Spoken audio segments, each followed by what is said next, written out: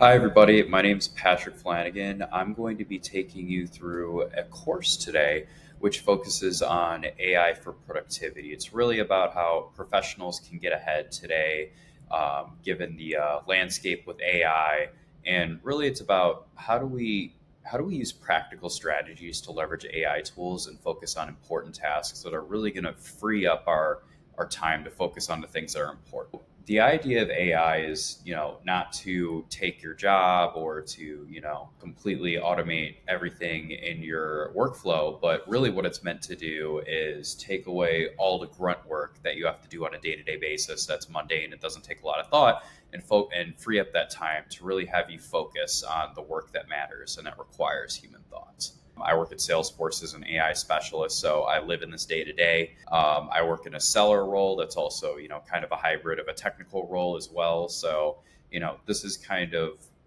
why I know so much about the subject. Really, what you're going to learn from the course today and what you'll get out of it is, demystifying what AI really is. So we want to focus on how we can leverage AI to give you a head step in your career, how to helping you save time, cut out noise, and really operate like a one-person powerhouse. You don't have to be technical. You just need to learn how to think with AI and apply it to the processes that cause you the most amount of, downtime that are mundane and don't require a ton of human thought. It'll really be a tool to help you structure your ideas, feed the right inputs, and let the tools do the grunt work so you can focus on the tasks that require real thought. Let's talk a little bit about our agenda today. So, we'll start off with what AI really is. It's understanding the fundamentals of it and why it matters for your career. What is an LLM? It's the technology that powers today's most powerful AI tools. We'll go into that so you can understand what it's for and how to use it. Staying compliant. A really underrated portion of AI that a lot of people run into trouble with is understanding how to responsibly and safely use AI within company guidelines. I made this course. I promised myself, I wouldn't let anyone get in trouble from, using some of the technology. Every company has different guidelines, and it's important that you understand those so you know how to leverage AI in a safe manner. Really just understanding the tool and the landscape, like, what are the tools out there and how do they make my life easier, and how does a professional like me leverage them. And then I'll be showing you kind of my personal AI workflow of how I think about what I use AI for in my day to day. I'll be giving you some real world examples of how I do that and how it transforms my daily tasks. I'll also be walking through a live demo during that portion to where I'll be showing a few different use cases, simple use cases for leveraging the different AI tools I leverage. And then we'll go through how we can prompt GPT and Gemini properly to make sure you get the best responses and it's grounded in context. And then from there, we can talk about advanced use cases. And then the last portion, we'll talk about what is our call to action here. Our call to action is going to be how do we take everything we learned in this course? How do we understand, create a process map so that we can use that to create a workflow using AI that solves for a lot of the mundane processes that I have to deal with at my job. Let's go ahead and get kicked off here. But pretty much by the end, you'll know how to turn a lot of these, more mundane tasks and messy inputs into meeting notes, documents, emails, and they'll be polished in minutes versus, taking half an hour to get something across the line. What are the different types of AI and why do each of them matter? There's three different types. Two of them we're not really going to focus on today, and those two are predictive, which is really for things like forecasting outcomes and detecting patterns in data. This can be used for things like credit scoring, Spotify recommendations. If you were a customer at a bank, banks can look at all of your different financial transactions in the past and to make assumptions on your spending habits. We won't be focusing on today is agentic. An agentic is a type of AI that acts autonomously to complete tasks for you. So there's a bunch of different tools like GPT agents, which can do like website searches for you and which can help you book appointments. And then there's Microsoft Copilot and the Microsoft Suite that can help you add some more autonomy to your workflows within the Microsoft Suite. You have Amazon AWS Bedrock, which really is like kind of a framework for creating an agentic enterprise, and then other solutions like Decagon. Basically, what these do is that they're able to automate workflows in the sense that a human doesn't even have to prompt them to kick them off. if you were to kick off, a headless or an agentic workflow, it'd be triggered by something that's like a system context trigger, which means basically an event needs to happen in a system in order for it to be kicked off. So say like, something happens like, if you're a Salesforce user, which is a CRM, say, a call summary is logged in the Salesforce or the transcript. An example of an autonomous use case would be an agent going in to read the transcript on your behalf and then sending a follow-up email automatically out to the client. Won't be talking about that today. But the portion we will be spending a lot of time on is the generative AI side. And really what this does is it creates entirely new content from prompts that you feed into GPT, into Gemini, or into Claude. Some examples of those systems, like I just mentioned, GPT, which I personally like the best for, creating content, emails, all those kinds of things. Gemini is pretty good too. I have to use it at my company right now because they have an enterprise agreement with them. So I'm pretty proficient in Gemini. Claude is really good for coding and project management. It gets more granular than GPT in some areas, and it's great. Microsoft Copilot is another example. That's more on the enterprise side. You typically don't see people using that individually. It's usually companies that deploy that tool for individual productivity. But anyway, the key takeaway here is that AI doesn't replace people, it amplifies them. If your job involves complex problem solving, AI is not going to take it anytime soon, especially if it's something that has a lot of nuance or relationship management into it. It's not going to directly take your job, but I tell you what will. You will be replaced by someone eventually that knows how to leverage it better than you. So I would really suggest learn it now and give yourself a head start, because you'd be surprised at how low the bar is. Most people don't even use GPT or LLMs practically or effectively, and I'll be teaching you that for the rest of the course. So moving forward, let's talk about what a large language model is. It's basically the brain of how ChatGPT or Gemini or a Claude works, right? It's trained on billions of words across books, conversations, and code. And basically what an LLM is it's the foundation of modern generative AI systems. So pretty much what you're able to do is think of it as like walking into a library and then asking a librarian to find every relevant book, summarize them, and write a report on someone like Julius Caesar, for example. Instead of, you having to go through all the manual work of finding it by yourself, the librarian, aka your prompt in GPT or Gemini, is going to be able to find all the books that mention Julius Caesar, pull them from the history section, the biography section, bring them back to you, and they give you a quick summary of like, hey, here's everything you need to know about Julius Caesar. That's pretty much what an LLM does as its core. And then also it can continue to generate and create content, not just summarize it.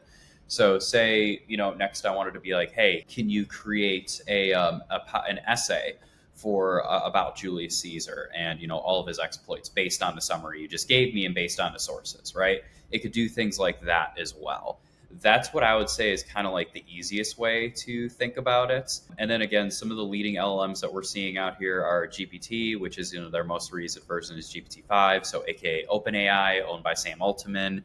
You have Gemini, which is owned by Google. You have Claude, which is hosted by Anthropic, and then you have Perplexity AI, which is a deep research tool. But at the end of the day, garbage in, garbage out. Your quality of your content and responses from the LLM are only as good as the inputs. The clearer your input is, the better the output. Vague requests are going to give you really disappointing results.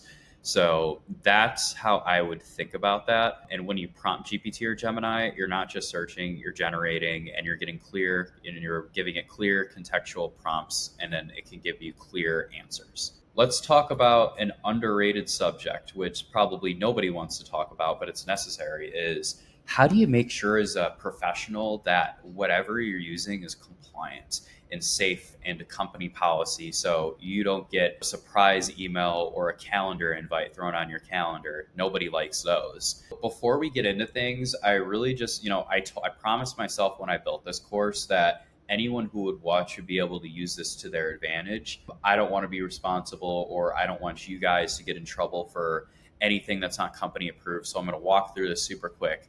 If you follow this, you should be good. So basically, I would highly recommend you do, if you take anything from this, is before you automate, know the company boundaries and policies. Check your company's AI policy. You might be able to search it in a registry. I would say on the safe side, probably validate with someone from IT what tools are approved for use, if any, and what company tools they already have that you can leverage. Usually, this will be a part of your company onboarding, but if you've been at a company for a few years or a while and you haven't really understood their policy, you can always go to IT. You can also go to legal too or HR, and they should be able to give you some information.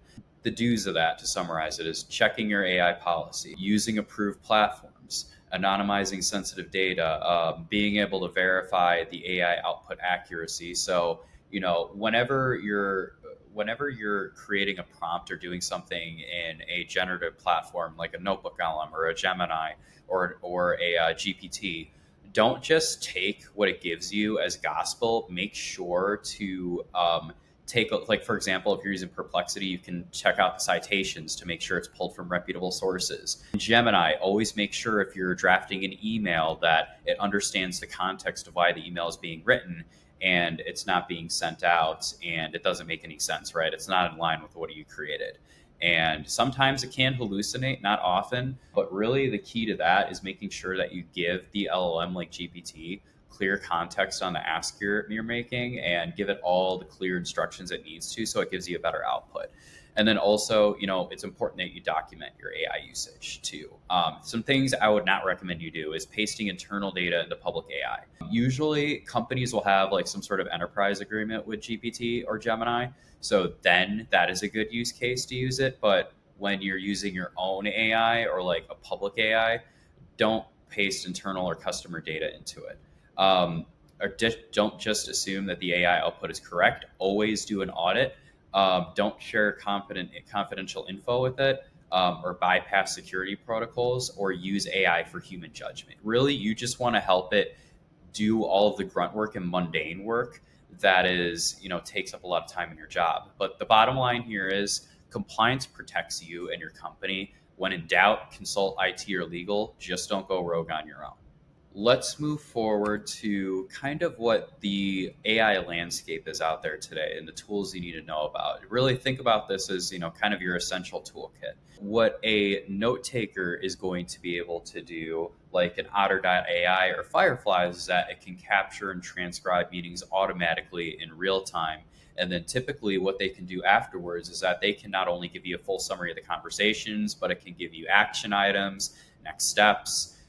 If there were any sort of objections or hands raised about concerns during a conversation, it can do sentiment analysis as well. It's just great for understanding what happened in a conversation in the past. And there's some pretty cool things that you can do with it to generate content out of a discovery meeting that I'll be showing later. Let's talk about research too. So the two research tools I have are Perplexity and Notebook LM. This is really where you can find, organize, and synthesize information with citations included for all of your generative outputs. Perplexity is especially good for their deep research feature, to where pretty much if you wanted to go pull up you wanted to find out everything about a JP Morgan Chase, we'll be talking about them a lot in this conversation. As a fictitious customer, you could go into Perplexity, use the deep research tool, and you could say, hey, I have a meeting with JP Morgan Chase. Can you pull all of their 10Ks, their annual reports, everything in the news about them, and help me understand what their priorities are? That's going to help you have a way better conversation. And instead of you having to go hunt that down on your own, you can have a tool like Perplexity. Now, Notebook LM is really interesting, and I think it's a slept-on tool. Basically, what you can do is that you can create your own little miniature company databases for specific topics. Like, for example, if you want to create a Notebook LM for all the conversations and all the content you've shared with the customer, you can use that as a point of reference instead of digging through all of your Google Drives or Google Documents and PowerPoint slides. You can have everything in one area. You can prompt Notebook LM and ask it questions about any of your past conversations or content that's been shared with them. Really clutch tool. I'm going to show you that. And then the generative side, what we'll be focusing a lot on today is ChatGPT, Gemini, Claude. Really, this is for writing, summarizing, brainstorming, and creating content. It's the most versatile. It's what's the most hot right now, right? Everybody knows about it. Then you also have enterprise tools. Now, these are the tools that your company would give you that are a little bit more robust when I was talking about autonomous use cases before. And that's going to be your Microsoft Copilot, your Salesforce Einstein or Agentforce, solutions like Decagon or point solutions in the AI field. That's a whole different topic. I won't get into that. But basically, these are secure tools that are integrated with your company data and that are IT approved. And then the last part you have is enterprise search. Now, Enterprise search is really cool. It's something that came out in the last 2 years. And the top two providers are Slack AI and Glean. And basically, what enterprise search is that inside of a console that they provide you, like a pop up for Slack, it's just like where you manage all your messages. And then Glean, it's like a collaboration hub. Basically, you can go into a search bar and search and summarize all internal company data across all systems as long as they're integrated. So, say if you wanted to find like, a bunch of relevant case studies in financial services, instead of tracking that down in, a system like Atlassian, you can go and search it in the search bar and it'll give you a summary of all of it and all the citations. So really easy access to company data. Pro tip here though is I wouldn't try to boil the ocean with all these AI tools. I would master 2 or 3 tools deeply rather than dabbling in a bunch of different ones. A jack of all trades is the master of none. So make sure you're learning these tools one at a time and you're doing them in tranches of 2 or 3 rather than just trying to boil the ocean. You're going to learn nothing. You're going to get overwhelmed. And then that is what's going to give you real productivity gains. Let's talk about my AI workflow and how I leverage it daily. Usually, what kicks off my AI workflow, this is how I leverage it, is some sort of meeting recording, right? The transcription I was telling you about with Otter AI, where it gives me next steps. It has the full transcription. And basically, what I can use this as is if I have follow ups or deliverables of the client, I can use the content in the transcript and the follow up as a good starter to start to generate emails or, make a point of view, which is like, a document that just kind of, say we had a discovery call with the clients, the next call is to really talk about how we can help them. I can create a point of view based on their transcript grounded in my company data. Also, another thing, that I use pretty often are NotebookLM and Perplexity. NotebookLM I really use as my central data repository for all of my customer interactions and content that I shared with them. And then also you can do searches you can ask NotebookLM to find you um, reputable, reputable sources on the web when you do a feature called data search for external sources. So pretty much you could do grounded research with citations. And then Perplexity, I was talking a little bit about it before. Perplexity is pretty much a deep research tool online that's really good for finding things like 10Ks, annual reports about companies, press releases, pretty much everything you need to know about a customer or a company before you hop on a call with them or you reach out to them. Great tool for prospecting, narrow down and focus prospecting and highly tailored. And then it's also great for just understanding, things better. Like, if you're meeting with a customer, it helps you prep for a meeting. Summarizing takeaways, right? So out of both Otter AI and then, GPT, I'm able to take large amounts of text and I'm able to quickly understand what that text was about, extract action items from it and decisions. Drafting a recap email through Gemini or a GPT, this generates a professional follow-up. Instead of me creating that, I can tell it how to create the email and it'll make me a professional facing email. Grounding that data, really creating those searchable knowledge bases through NotebookLM and then also generating content through GPT and Gemini. You can use it to help you create presentations, reports, documents, emails, all that kind of stuff. And then the last part is the most important. It's reviewing and refining. Always make sure that you review and you refine your content. There's certain systems like NotebookLM that isn't very good at content generation. It's just good at sourcing information. You're going to want to take that and then throw it into something like a GPT or a Gemini and refine it so that it's customer facing. And it's also, it's easier to read through and understand and better organized.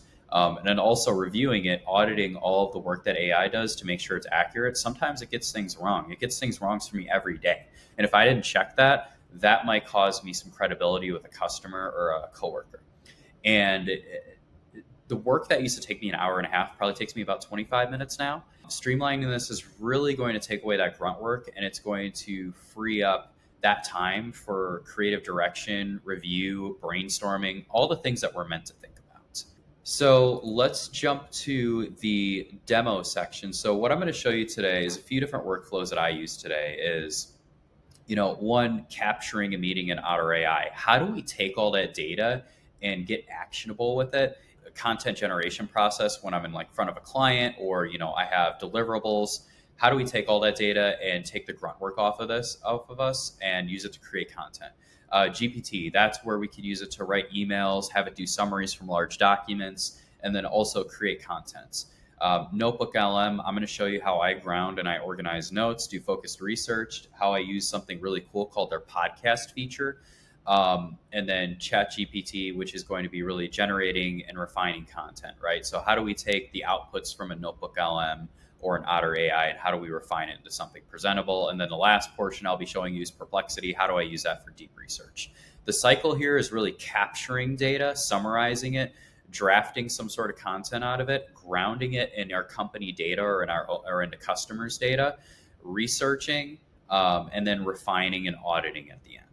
So I'll get started here. We'll go here to Otter AI first, and I'll show you this. Pretty much what I did is that I created a, kind of like a faux demo org for a company called AI Productivity Solutions. It's a mock consulting firm that helps companies craft AI strategies. So what we're going to start with is we're going to use a pretty realistic scenario, a sales call with JP Morgan Chase, deciding how to move forward on a proposal. And we'll go through that right here. So as you can see, it takes a call from this transcript right here, the raw text, and it says, here's the overview. And basically, exciting news, JP Morgan Chase has selected AI productivity as their strategic partner for their enterprise data platform initiative. It calls out specific requirements, what the approach looks like, what the partnership aims are, some of the ROI, and really a lot of the key points that you need to know so that if you're asked about this account or deal by somebody, you can quickly pull up a summary and understand next steps. Even competitive differentiators it pulls up in sentiment. So it has the action items below here. And the really cool thing about Otter is that you can actually check these off, and then it'll usually at the top corner here, what it'll have is it'll have all of your action items across all of your conversations. And basically how you use Otter is that you set it up and then you integrate it with your Google Calendar or your Microsoft Calendar, and then it's automatically going to pull all of the transcripts from your calls and it's going to populate it into a summary like this. So the action items here, it looks like, we have to execute an MSA with processing agreements. We have to provide AWS with account access. We have to discuss the possibility of a joint case study or a press release. Very cool. And then some of the insights it has below are around budget. There's a $20 million target. It has some key KPIs around ROI. It has, kind of everybody who is in the room on the JP Morgan Chase side, all the executives, the need, the timeline, and then, pretty much an outline for the whole call that goes over everything from next steps to the implementation kickoff to communications and closing remarks. What we're going to do as our first use case is that we're going to go into the transcript and we're going to copy and paste this. And what we're going to do is say I wanted to write an email to the JP Morgan Chase team, and I want to give them an idea of what next steps look like, right? So what I'm going to do is that I'm going to go into ChatGPT. I'm going to ask it to write a recap email to the team with 3 next step bullets. Read the transcript below for context. Make sure to keep this tight and succinct so it's easy to read through. Boom, so we have everything there. And then we're going to put this in AI, and then what it should do is, boom, it's going to give me a concise and polished recap email that I can send to the JP Morgan Chase team. So it's saying, thank you, next steps, recap and next steps. Let's make sure that we validate it very quickly. And it's coming from Alex Thompson, who's, kind of like a fictitious account executive. It has everything in there. And then it's usually going to ask you, do you want me to format this Word for an Outlook email? Usually we don't need to do that. So instead of all of that grunt work, we can just take this, go back into the email, and then boom, we copy and paste, put the subject line, and boom. Instead of us taking all that time to do this, we have an email in real time that we can send out to the client and ship out. It makes it super easy. Now let's go to the next use case. Can you create an executive summary? And really what an executive summary is, it gives the customer an understanding of why we're doing what we're doing, and it kind of serves as their single source of truth. Our shared goals and ROI key metrics. Boom. So it's going to take this and it's going to create an executive summary that's ready to be presented in front of a board. So boom, it's giving us that executive summary. It's specifically asking why JP Morgan is doing this, why they chose us for our deep financial services expertise, for our partnership model. It shares our shared goals, and then boom, it has all of the key ROI metrics and accountability framework so that everybody is on the same page and understands what we're doing. And what we would do after this is that we'd copy this into a Word doc and we'd send it to the customer. We'd be like, hey, here's pretty much everything we're running at and that we agreed on. And it just helps create a great communication. So boom, that's an example of how you would do this. So you'd simply just take this, you'd copy and paste it, throw it into a Word doc, and then ship it off into an email instead of you having to write all this. But again, always make sure to validate and make sure this is on the same page as your expectations. We're going to go to Notebook LM and we're going to take an SOW template from our library, and we're going to use a meeting transcript to take a first pass at filling out the SOW. And it's going to come from what I just showed you in Otter AI, that call transcript of the final decision that they made. So let's go into something called the JP Morgan account resources. And basically what I created here is it has a repository of every interaction I've had with the customer. So it has all of our transcripts. It also has a deck that we went through. And basically what you could do in Notebook LM is that you could take a bunch of sources, you can customize those sources. So, if you go here, you can add sources easily. You can either choose a file, you could choose a Google Drive, you could use a link like a website or straight up text. And then also a really cool thing is discovering sources. So you can have it search the internet and search for sources so that if you're preparing like some sort of point of view and you want to add some external sources, you're able to do that. But for now, we're going to keep this only grounded in the data from our customer conversations and the content that we shared with them. So pretty much what I'm going to ask to upload a sample contract from Notebook LM, and then I'm going to take the Otter transcript and I'm going to say, hey, based on the content here, can you take a first pass at creating an SOW for me, right? So I'm just going to go in here, I'm going to copy and paste it, and then I'm going to go into GPT.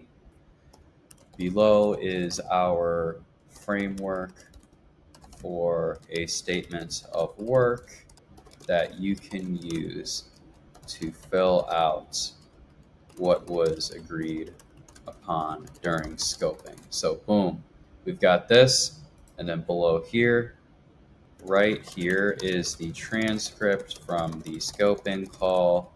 Take a first pass and fill out what information you can in the SOW. We can come back here and we can go to the account resources tab here and we can go into the scoping discussion. We copy the scoping discussion in here. Then we go back, paste it, make sure it's all in there. You have, okay, awesome. So it's filling it out right here automatically for us in the same format that it's in Notebook LM. And pretty much like this isn't gospel again, but this should give you a really good start of getting that document together so that you don't have to go through it all on your own. So as you can see here, it's, pretty much taking our statement of work, writing it, grounding it in our formats.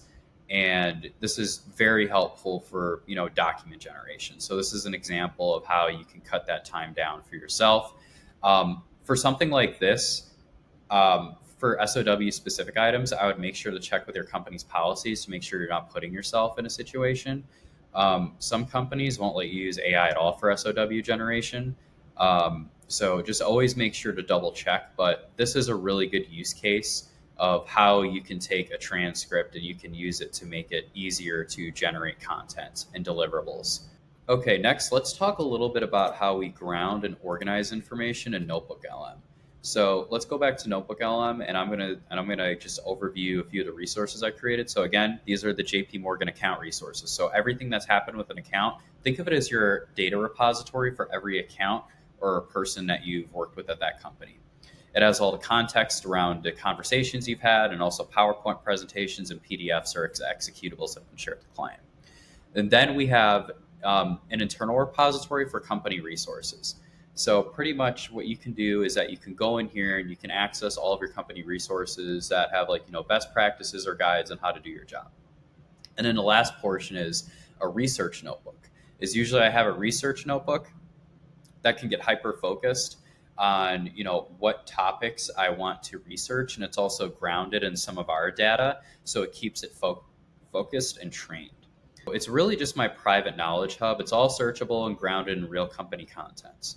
Let's say JP Morgan, my customer, reaches out to me and says, "Hey Patrick, I heard that you had a really interesting customer case story with American Express." Instead of me having to go through a document and put that all together, I can go in the productivity resources, and we actually have a case study in here, a case study document for all the companies that we've done work with. And what I'm going to do is that instead of doing this all myself, I'm going to go into Notebook LM and I'm going to say, "Can you talk about the challenges they faced?" So we're asking Notebook LM right now. What it should do is it should give us a summary of what we're looking for from the customer story. So give it a minute here. So it gives us all the challenges. It gives us all the measurable results. What I'm going to do is I'm going to take this, copy and paste it. I'm going to go back into GPT and I'm going to say, "Giving James all the key points needs to understand about the case study." So boom, it's all specific. It's in there. We have it right here. Now it's going to write it into an email for us. So that customer request, instead of it taking 30 minutes, it quickly does this for us in less than 2. Now, of course, what you're going to want to do is that you're going to want to go through this and you're going to want to make it sound like it's you. The way I think about all of this when it comes to content generation is AI takes it 80% of the way, and then we fix the remaining 20% and tailor it. So you would take this, you would throw it in your email, you would make some editations, throw it in there. Sometimes the formatting can be a little bit off, and this is why we always refine and we audit it.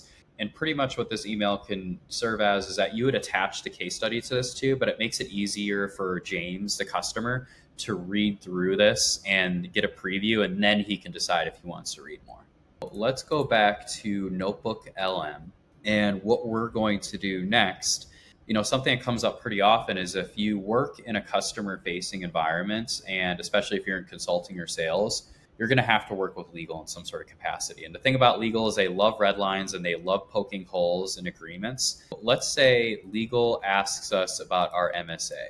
Luckily, in our internal resources, we have our MSA grounded in here. Say they have a question and they email you and you say, "Patrick, tell us about your severability clause." So what I'm going to do here is I'm going to say, "Hey, legal, can you give me a description of that, please, so I can share?" That it's going to go to all these sources. It's going to pull from the master services agreement, and it's going to give me information about the severability clause right here. And then what we'll do, as you can imagine, no guesses here. We're going back into GPT. We're going to say, "Hey, how it works." So boom. So there we go here. So it's going to create an email for us based on, "Hey, legal team, here's everything you need to know about the MSA." And then we would take this, we would throw it in an email. We would, of course, check it to make sure it's all right.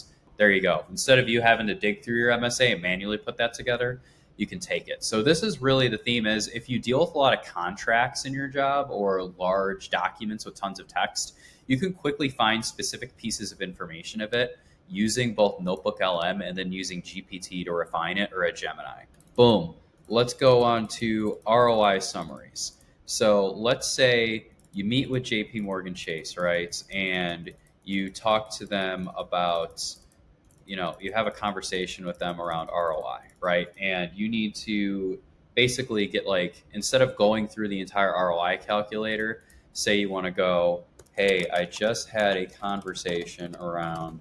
So pretty much what it's going to do is it's going to go to this ROI calculator that I created, and it's going to be able to give me best practices and tips on how I need to. Notebook LM, not very good for content generation. It's not the easiest to read through. So to make it easier for me to read through is I'm going to take this, and no surprise here, I'm going to go back into GPT. I'm going to paste it, and then I'm going to go, this is a framework from my company on how to calculate ROI for a customer. Can you take this and break it down into subject lines and bullet points so it's easier to read through?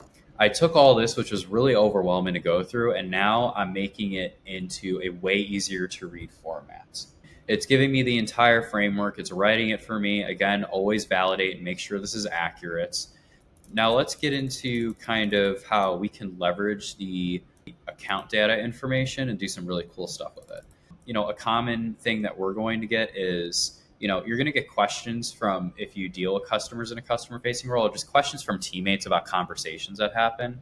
You can also get really granular and specific with it. So for example, say someone pings me on Slack or email inside the company and says, hey, Patrick, I cannot for the life of me remember if Patricia Chen agreed to do a POC with us. Can you verify? So I can go in here and I can ask, did Patricia Chen at JP Morgan Chase agree to do a POC with us here? Boom. So I'm going to ask it, and then it'll pull from one of the transcripts, and it should confirm here in a moment that she did indeed said that. So that's really just a sanity check to make sure that everyone has, yep, right here. So agree to proceed and participate in the POC process. Say someone on the team dropped the ball, right? And we need to get a note out to Patricia that's confirming the next steps. Again, we can take this into Gemini. I'm not going to show it this time, but you get the idea. We'll take this and we'll write it in an email so that we can share it with Patricia Chen at JP Morgan Chase around next steps. Let's talk about how we use this for research and discovery. So let's go into our financial services research tab that I created. And basically what I have in here is that I have an AI adoption industry report that I have written from the company. This is the company's perspective on AI. So we're making sure that we're taking our specific POV in all of our messaging. So what I would use this tab for is like whenever I'm trying to come up with like some sort of document around, research or, like a point of view, which is really just a document that summarizes why, if I'm pitching something to a customer, why would they do that? Why would they consider it? You can go in here and you can take the internal company data from the industry research report that you have. And then you can also discover external sources for specific topics and have it research it for you. And that's how we got these other external services. And what I had asked it before was, I went into this bar and I said, can you give me top reputable sources on what's going on with AI in financial services? So submit, and then what this is going to do is that it's going to discover sources online. And then what it's going to do is it's going to give you the option to keep certain sources or not so that you have control. You can do that auditing. Give it a moment here. Sometimes it takes time. Okay, great. So it pulled reports from places like Deloitte and all the top consulting firms. No surprises there. And then you can uncheck or check sources that don't align, right? And then you can add them directly into here. Boom. Now let's do something really cool here. So where I'm going to say, I'm preparing a POV for JP Morgan Chase on the state of AI in financial services. Can you use our internal industry report on AI adoption and leverage external sources from reputable consulting firms on their stance on AI and what the trends are?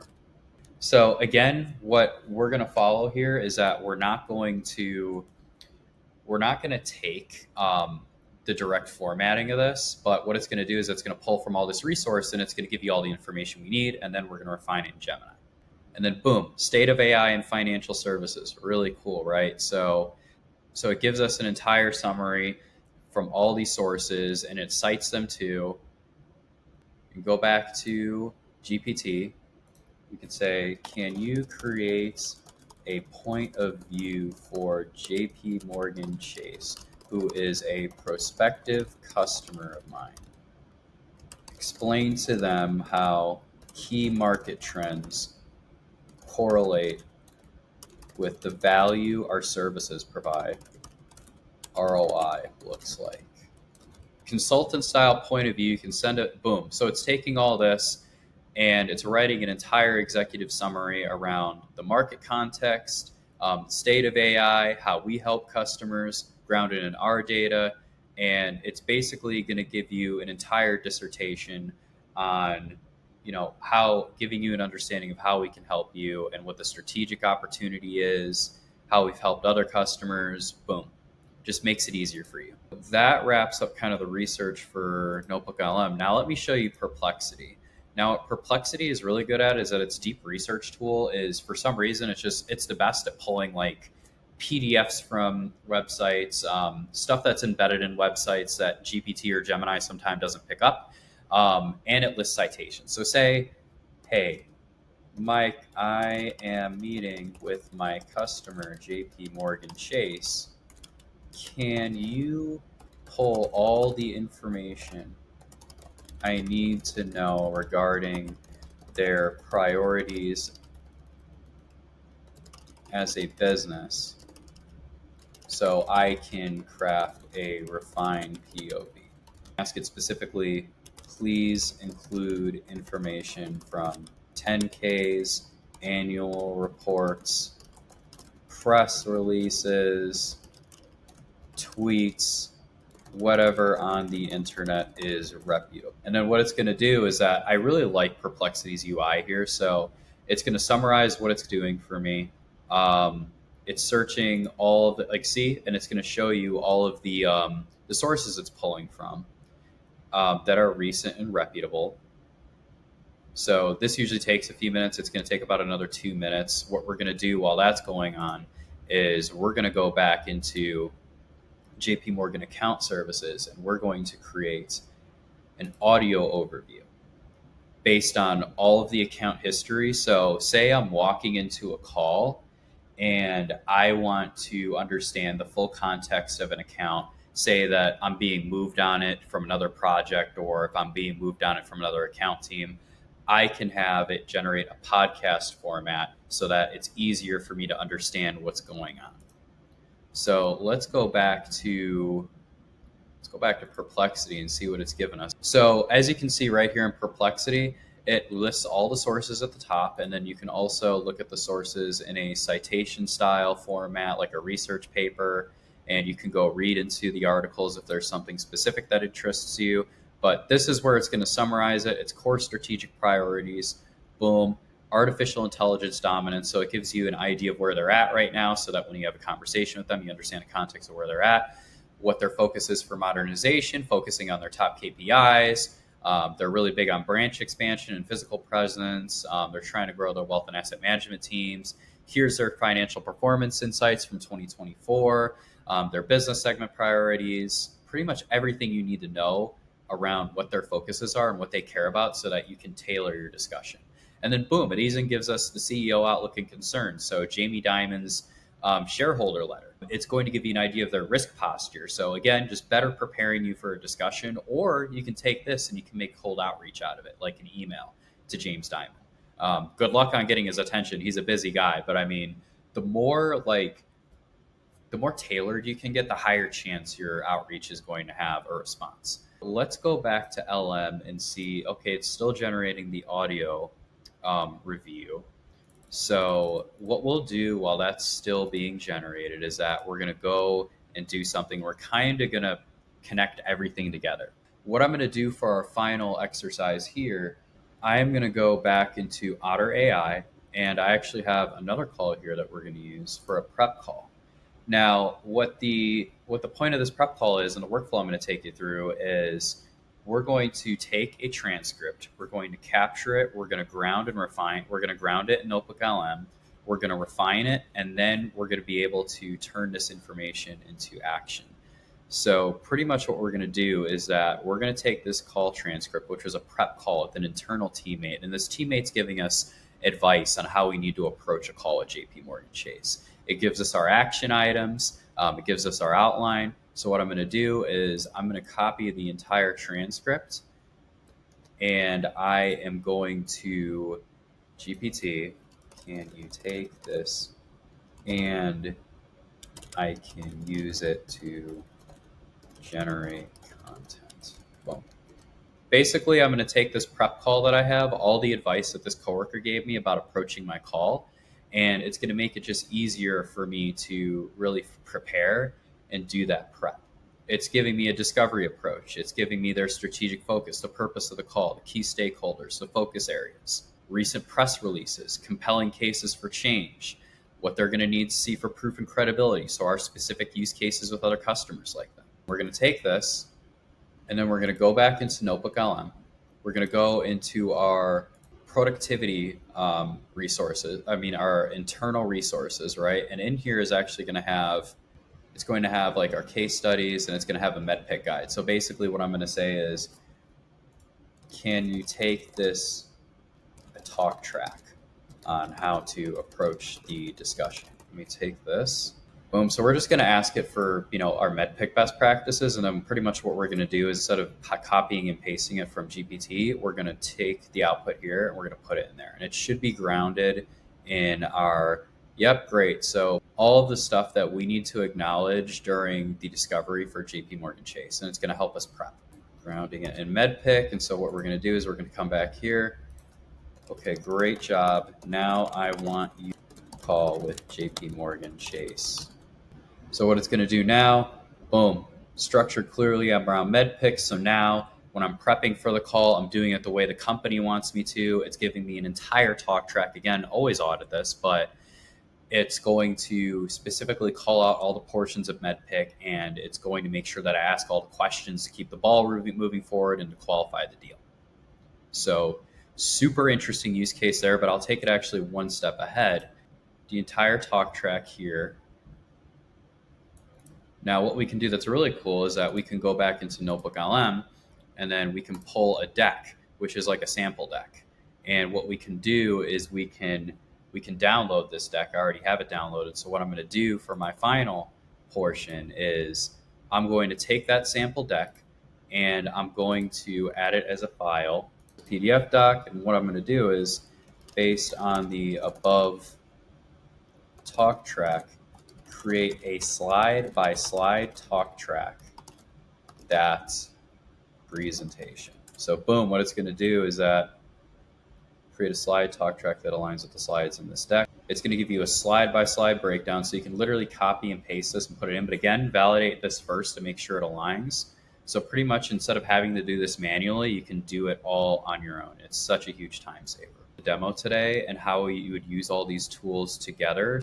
I've covered everything from research to content generations. Let's talk about prompting, right?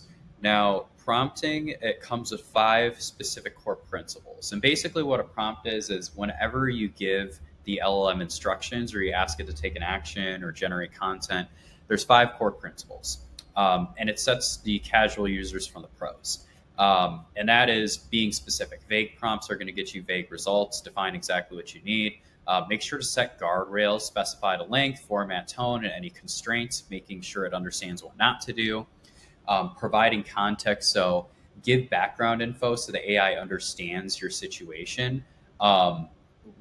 It's something actually that one of the co-founders of OpenAI said that was really interesting, was that everyone is so obsessed with creating the perfect query or the perfect prompt that they forget about the context. Context engineering is giving your agents or your GPT the right data at the right time, so that when it creates content for you, it understands the context and you don't have to start over from square one when you're writing content. So that context is important and it's crucial for generating content. Thinking step by step, when you break down the complex tasks into sequential instructions, you have a way higher chance that it's going to generate something to your expectations. And then iterate. Make sure to refine your prompt based on results. Great outputs take a lot of practice, right? So an example prompt would be summarize this meeting in 3 bullet points for executives under 75 words total, no greeting, focus on decisions made and next steps. This is the framework that is going to help you create really good prompts.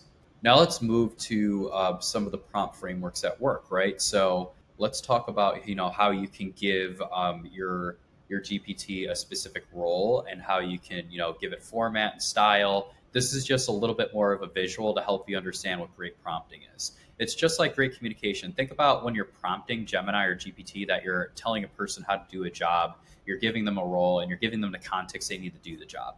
A great example that came up with this during a customer call with me actually was with the CTO of a health tech company, and he has that Aura ring. And basically what the Aura ring does is that it can help you track your calories and if you can eat food or not. So he took a picture of an Aura ring of a slice of pizza, and he was like, hey, I'm diabetic, can I eat this? And it didn't understand the context of the request. So instead of telling him yes or no, you can eat this at this hour, this is how it's gonna impact your glucose level, it just gave them the history of pizza instead. So that's an example of when data gone wrong, when you don't give it the proper context, when you don't give it a role, you don't give it a format, a style.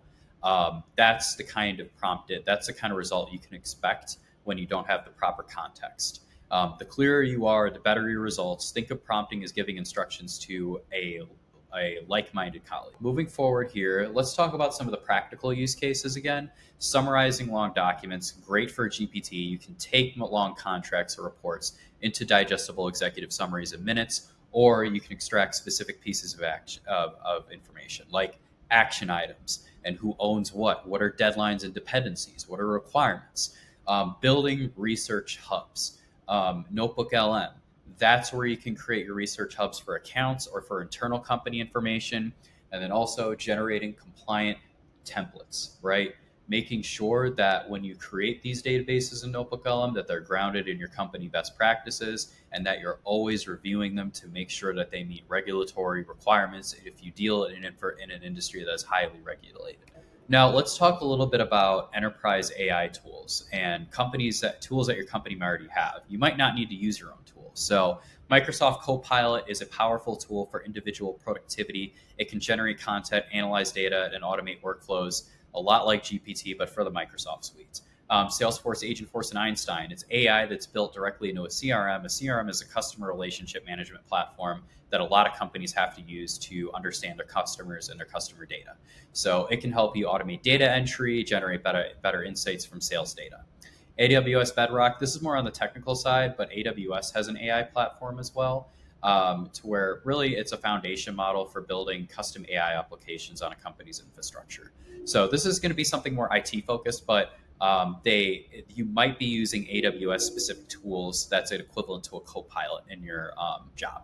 And then you have Google Gemini, right? So you can get AI assistants in Gmail, Docs, Sheets, and Meet. And then also you can create content just like in ChatGPT, analyze data, and collaborate smart. You also have OpenAI as a part of that too. A lot of companies have an enterprise agreement with OpenAI to where pretty much it protects their data, it establishes guardrails, certain things that it can't do, and then you can pretty much do all the same things into it that you would do on your own. And then there's Glean and Slack AI, it's an enterprise search that understands context. It finds documents, conversations, and knowledge across all company systems. Some companies will have this to where you can literally go into Slack, which is an instant messaging platform and a collaboration platform, go into a search bar and say, hey, can you pull up all the case studies for financial services? And instead of you having to source all those documents together, it takes it, it summarizes it, it gives you all the sources, makes it easy to access information. And then there's also point AI solutions that are niche, right? Like Decagon or Writer that focus on specific workflows that are easy to deploy out of the box. But the critical thing here is always verify with AT or compliance before using new tools, even if they seem similar to the approved ones. Security policies exist for good reasons. Now, the last part is build your own AI workflow. So what I would challenge you all to do is identify time drains, brainstorm the processes at your job that consume the most time and effort, that focus on repetitive, mundane tasks that don't require complex problem solving.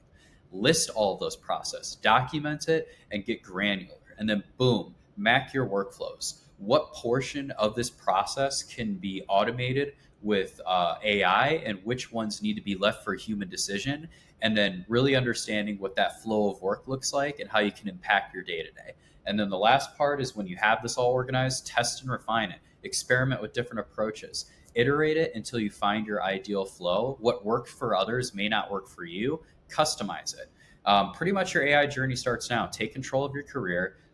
This is a great way to get exposure to leadership if you're able to create a new process or automate something using AI, going to leadership and being like, hey, I found a way to help our team really cut down on some of the mundane work during the discovery process. Okay, Patrick, that's great. Can you share that with us so we can share it with the company? That's how you stand out. And that's ultimately how you're going to create more job security for yourself and how you're going to make new connections. And people are going to be really impressed and appreciate that you took the extra effort to come to them with a solution for a problem instead of you just coming to them with a problem and expecting your company to give you a solution. Patrick Flanagan, I'm an AI specialist at Salesforce. Hope this was helpful, and I wish you all best of luck on your careers.